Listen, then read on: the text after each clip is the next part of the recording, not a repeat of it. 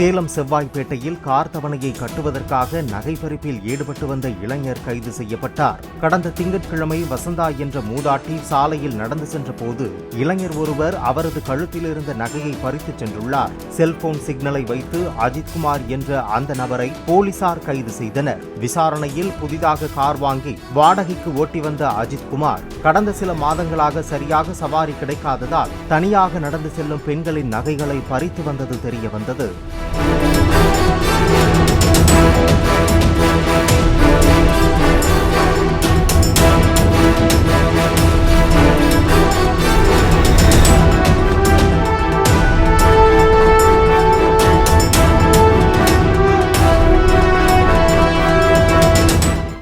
Play store மற்றும் app ஸ்டோரில் இருந்து பாலிமர் செயலியை QR கோடு மூலம் பதிவிறக்கம் செய்யுங்கள். செய்திகளை உடனுக்குடன் பெறுங்கள்.